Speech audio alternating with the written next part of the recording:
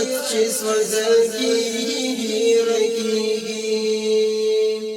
ملا اختر محمد منصور د پاک قرآن پر پاک مسیر وو ملا اختر محمد منصور د پاک قرآن پر پاک مسیر وو منصور دغه جرم کړی چې د سپین لښکر امیر وو منصور بار په لوړ همت منصور د کلک عزم زنځیر وو منصور نوم د انجل منصور کفري نړۍ ته ویر وو تاغوتیان بد منصور په دام کې وخت نا وخت راګیر وو پینټاګان بد منصور لا کارنامو خورا زهیر وو پینټاګان بد منصور لا کارنامو خورا زهیر وو